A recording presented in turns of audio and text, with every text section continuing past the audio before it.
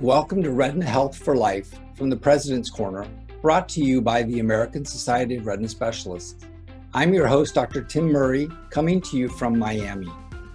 On each episode, we'll bring you inspiring conversations about your sight and the special role the retina plays in making healthy vision possible. We'll hear from expert retina specialists as well as directly from patients about living life to the fullest with retinal disease.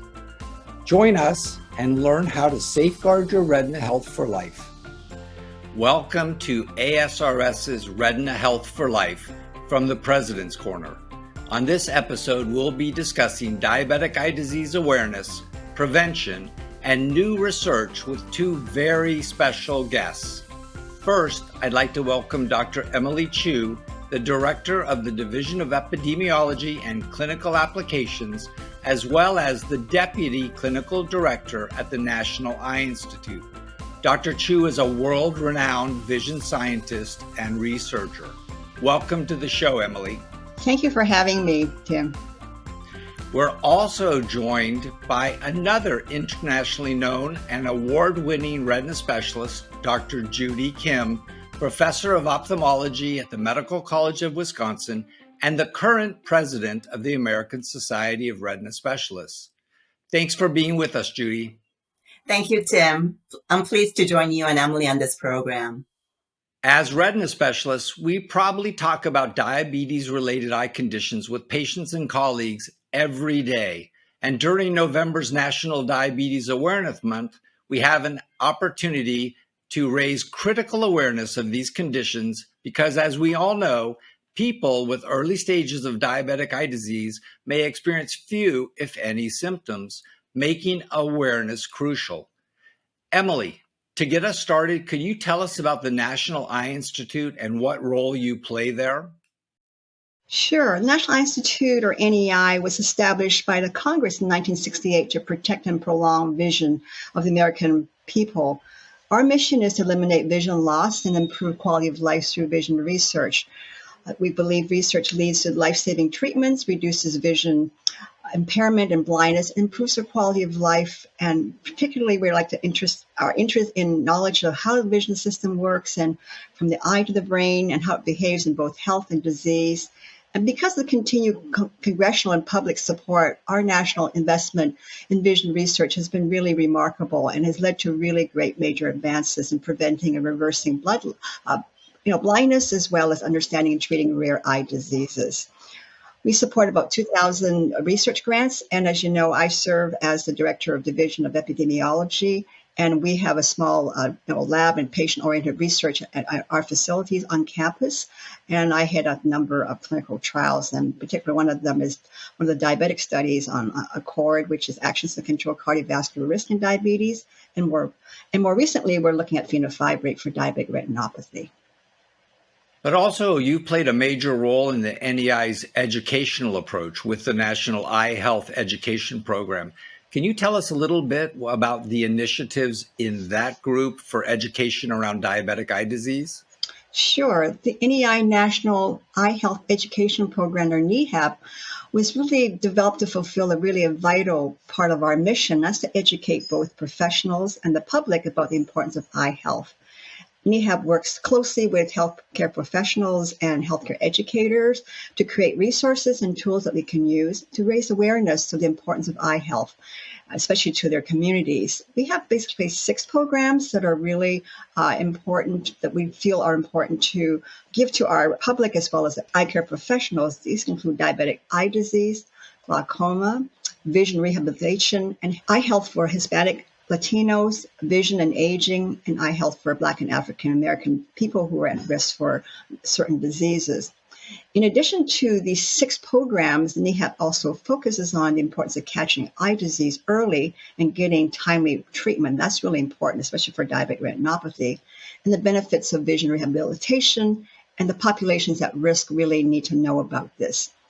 So we know that in diabetes, there's 37 million people who have diabetes, and we really need to help them. A third of them will have some diabetic eye disease, and it's really important for them to know about that. And it's important us to educate everyone for this. So we educate the public and about diabetic eye disease in a variety of ways. So we're very, very, very thankful to have partners like yourself to help us with this.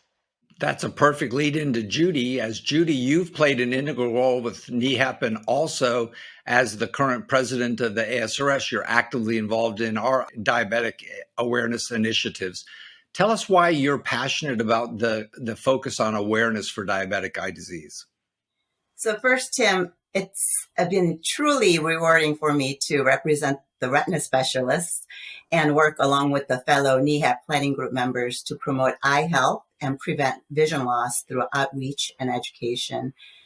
As a group, we recommend NEHEP priorities, guide development, implementation, evaluation of NEHEP activities. We review and refine NEHEP materials and resources. And we also facilitate collaboration among a national network of more than 60 public and private organizations committed to eye health education. I am also honored to represent American Society of Retina Specialists today as its president. ASRS is the largest retina society in the world, and our mission is to provide a collegial open forum for education, to advance the understanding and treatment of vitreoretinal diseases, and to enhance the ability of its members to provide the highest quality of patient care. In addition, ASRS serves as a national advocate and primary source of clinical and scientific information and education for our members. I love working with both groups since both groups prioritize education, and that resonates with me. I firmly believe that knowledge is power. Therefore, the more knowledge we impart to others, we are actually empowering them to live a better life. I am especially passionate about increasing awareness of diabetic eye disease because when diabetic retinopathy and diabetic macular edema are detected early and treated in an appropriate manner by retina specialists, over 90% of blindness from diabetes can be prevented. We have excellent drugs now and lasers and surgeries for diabetic retinopathy, and the treatments are continually improving and becoming even more effective and safer. Despite that, currently not all people with diabetes get retinal examination, and as a result, blindness from diabetic retinopathy occurs. This should not happen, and when I see it happening, it truly breaks my heart. Also, due to predicted increase in prevalence of diabetes, incidence of diabetic retinopathy is expected to continue to increase, potentially resulting in increased blindness. So I'm passionate about reaching out and working collaboratively across disciplines at different venues with variety of methods of education to educate as many people as possible, because blindness from diabetes is preventable. And I want to help those with diabetes to live a better life by preserving their eyesight. I think that's beautifully said, Judy. And I know that you and Dr. Chu and myself are really passionate about early recognition, early understanding, and the potential for early treatment. So, Emily, with almost 100 million Americans having prediabetes and seeing the shift in our age distribution and some of our increasing weight issues that may lead to higher prevalence of diabetes, could you comment on what the role is for the patient as an advocate for their care? What does the patient need to be asking their practitioner for? Well, I think the patients need to be educated to really ask those important questions. How do I get a regular eye exam, a dilated eye exam, that is, where we put drops in and dilate the pupil, make it large so we can actually see in. Diabetic eye disease, especially the retinopathy part, is very difficult for patients to even realize they have it, because it could become completely asymptomatic. They may be 20/20 vision, and they actually have terrible disease. And we know with increasing duration of diabetes, and we know certain aspects, such as poor sugar control can lead to earlier disease. So it's really important that every patient is seen regularly with diabetic eye exam. So they must ask and make sure that they are being seen, especially with the retinal specialist, to make sure that they don't have the disease that needs to be treated right away. The treatment is so effective, as Judy said, there's no need for people to go blind from this. It's a matter of getting to the disease in a timely fashion. And so the regular diabetic eye exam is important because patients get into the habit of doing that. If you're type 2 diabetes, you can actually have diabetic eye disease at the time of diagnosis. So it really starts from that on. We know in some of our discussions and our studies in type 1, there's a little bit of a leeway because knowing exactly when the type 1 diabetes started. But type 2 in particular, you really need to have that, be aware that you asked for the eye exam and also be seen by people who are knowledgeable, who can give you the treatments. There's such effective therapy that it's important that they get it in a timely fashion. So I think that's the key. And also, I think as physicians, even ophthalmologists who are not, taking care of their blood sugars, should also explain to them the importance of really good blood sugar control. There are studies showing that, these are randomized trials. Patients they flip a coin. One group gets very tight blood sugar control and the other does not. You can see that there's a big difference. And that's like money in the bank. In type 1 diabetes, we know that 30 years later, people who are in very tight blood sugar control, in other words, they keep their A1C level very low, that they see a benefit throughout their life for decades. So that's really important. Blood pressure is important, and also controlling your cholesterol is very, very important. And then you've always been a proponent of smoking cessation, and I know that also is something we push hard. But, I think for our patients, losing weight, stopping smoking, changing their diet and exercise habits, it's easy for us to ask them to do that. It's so hard to do. But I will say that one of the things I think we all agree is even if you don't feel like you're doing well with your diabetes, that may be even more reason to have that eye exam. And I think the focus on having your pupil dilated for the eye exam is the most crucial thing. Judy, you and I both operated on 2 complex diabetic patients, and both of my patients came from the islands outside of Miami, and they had never had a dilated eye exam, and they presented with incredibly advanced disease. So, Judy, what are the common diabetes-related eye conditions, and how do you describe the symptoms to our patients and their caregivers for what they should be looking for between their eye exams? People with diabetes are more likely to get cataracts, which is the clouding of the lens, and glaucoma, where the optic nerve gets damaged, often due to elevated intraocular pressure. And of course, diabetic retinopathy that we're talking about, where blood vessels of the eye are damaged due to chronically elevated blood sugar and hypoxia or abnormal oxygenation. These events cause abnormal blood vessels to grow and vessels to leak, resulting in diabetic macular edema, which is swelling of the retina. Sometimes these vessels can bleed or even cause significant pooling on the retina to cause retinal detachment. So depending on the severity and the stage of the disease, one may experience blurred vision, decreased central vision, distorted vision, or even floaters, and even loss of total vision. However, the most common symptoms, as Emily said, most common symptom of diabetic retinopathy is no symptom. One can have severe disease and still have relatively good vision, even 20/20 vision, until it is more advanced and more difficult to treat.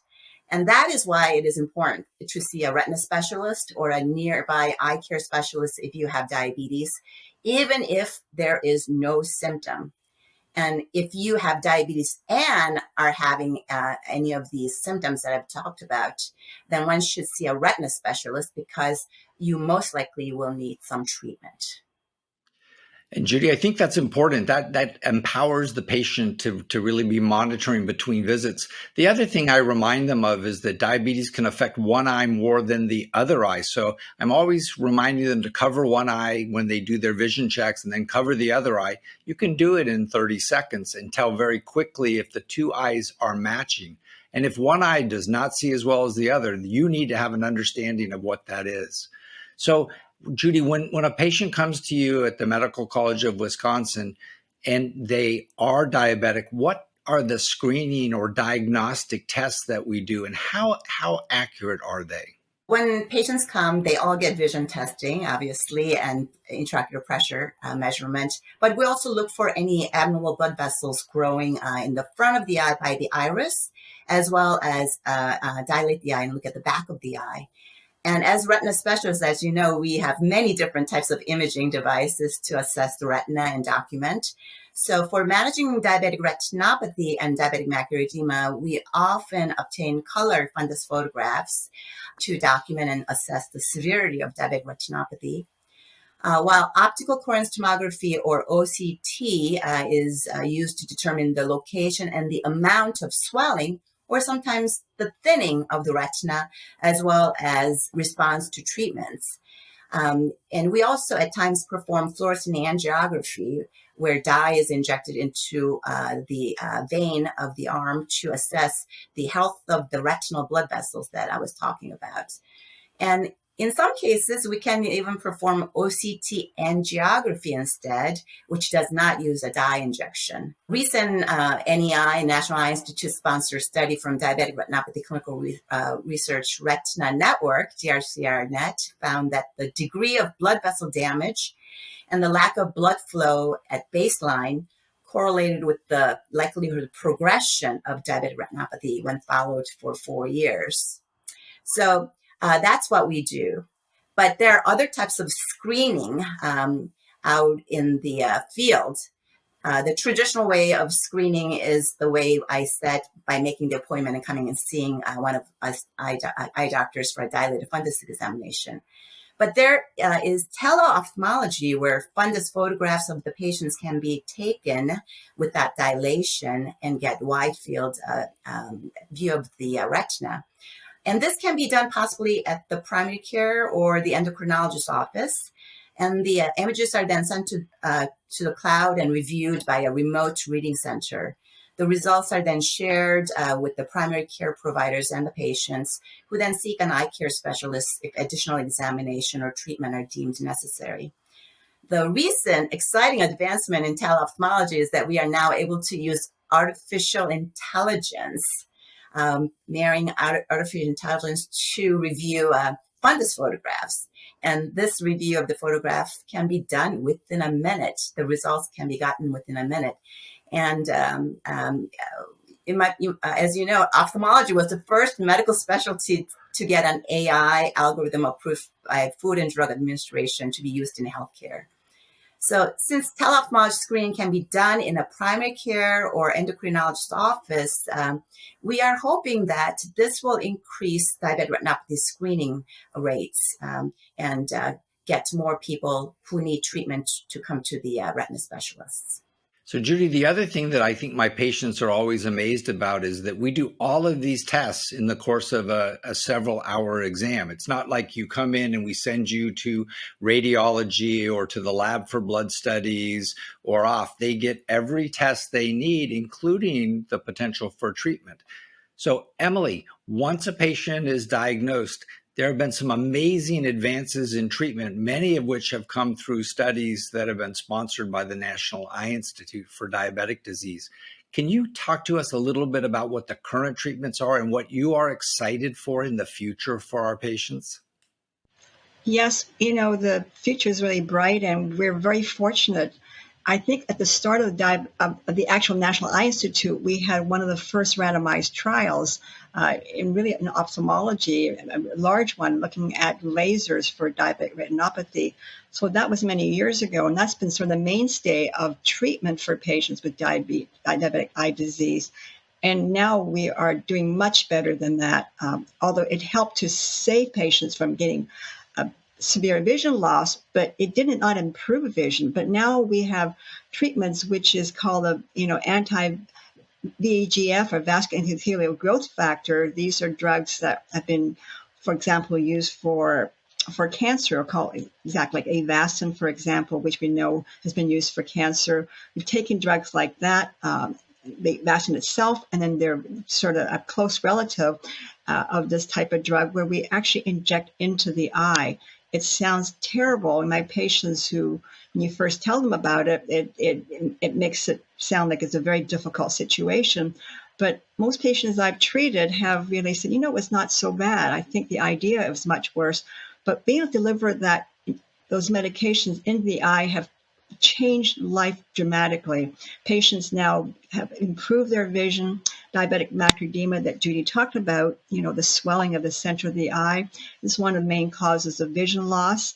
And the laser just did not improve vision, whereas injections of these drugs were very crucial in improving vision and maintaining vision for a long time, for long periods of time. And there are different types that we can use. We could, change them. And so for the macular edema, that certainly is important. The other problem that Judy talked about is the proliferative disease or development of new blood vessels, which traditionally has been treated with laser. But again, we inject these drugs into the eyes, and it also maintains a very good vision for long periods of time. But clearly, these are things that the doctors look at and they see what needs to be done. Diabetes causes a lot of other morbidities. It's hard for patients to make it to the eye clinic on a timely fashion. We know many patients who cannot make their appointment because they're caught up in other aspects of their diabetes. So we take that into consideration. How do we give the eye, the treatment, especially for those who really can't come as frequently or can't be as compliant for various reasons? We balance that and try to figure out what exactly will work for them. There are a lot of exciting things in the future that are coming out. Are there continuous ways of actually delivering these drugs? The drugs itself has to be given sometimes on a monthly basis. Can we loosen that? There are new drugs that would be longer duration action. So that would be also very helpful for us. We're also studying, again, a study which I mentioned, is fenofibrate, which is a drug for really combating cholesterol issues, and it's been around for a long time. We've looked at it in other studies. We're hoping that we can give that as another way of reducing the risk of diabetic retinopathy progressing, and that could perhaps prevent some of these more draconian ways of treating. We're hoping that we can sort of dampen down the disease.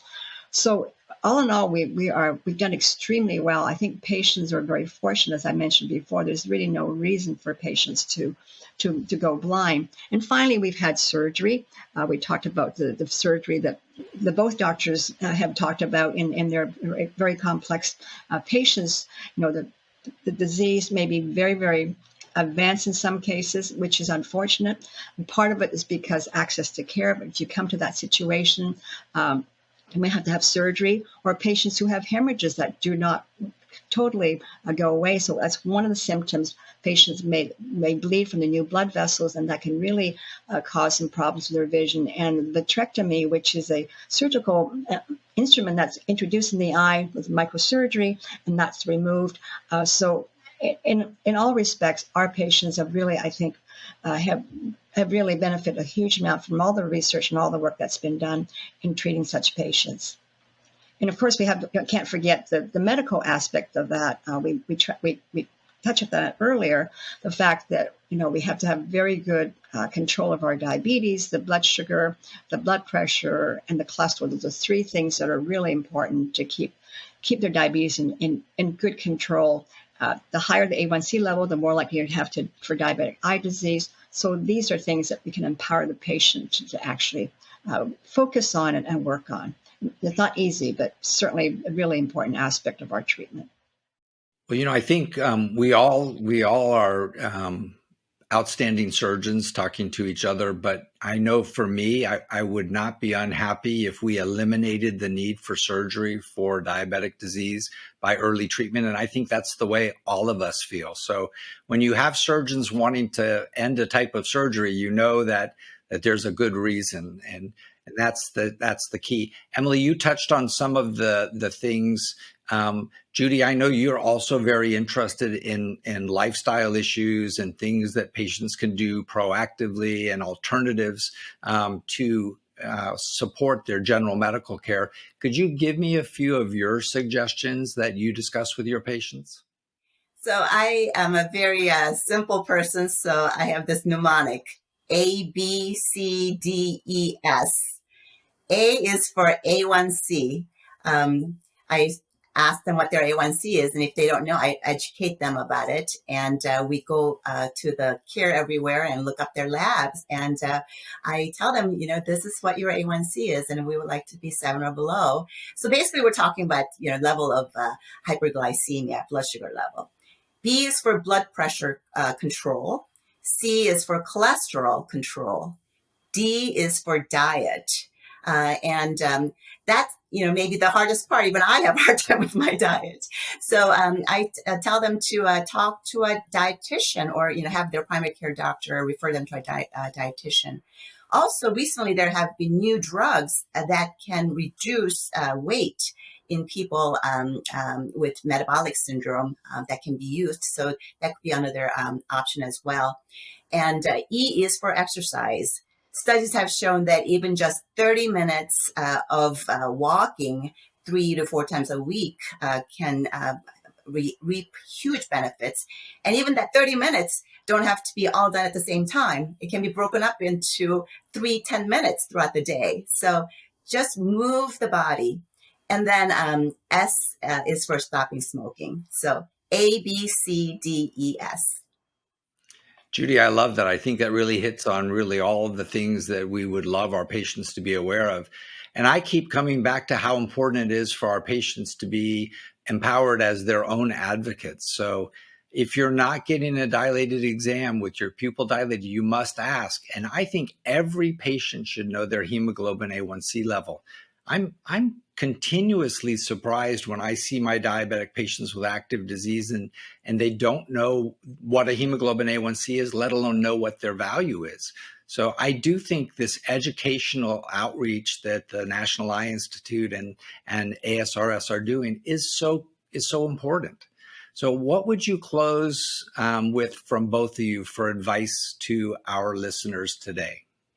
I think there's nothing more important than being screened for diabetic eye disease. I think, as you mentioned, get that dilated eye exam regularly, and it's very important. I think that will help so much more.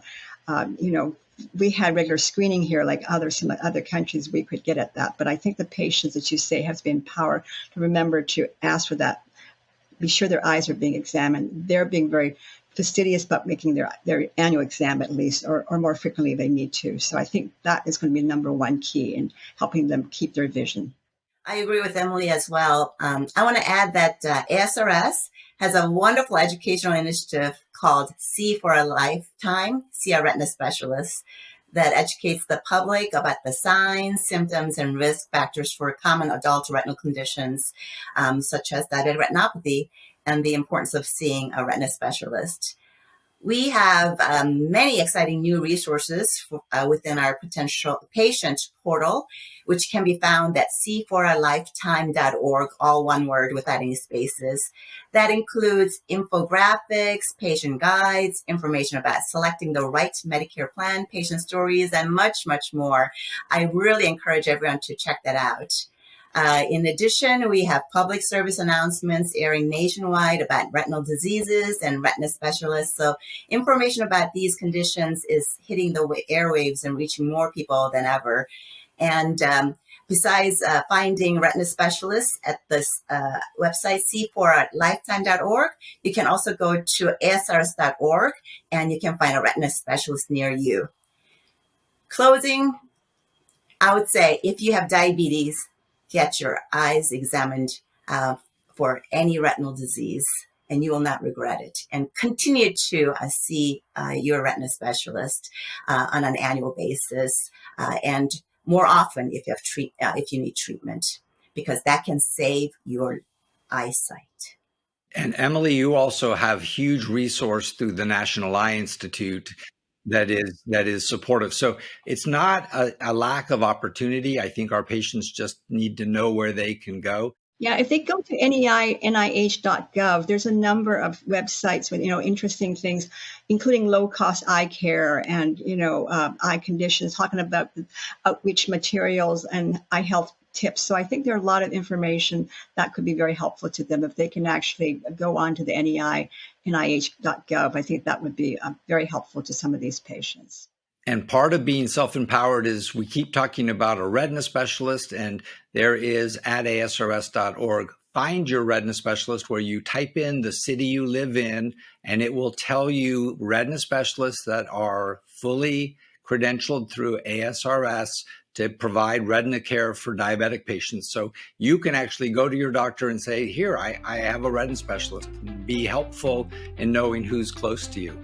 So Emily and Judy, I want to thank both of you. What an excellent discussion. I think our patients are blessed to have both of you, Emily at the National Eye Institute and you, Judy, as president of the ASRS.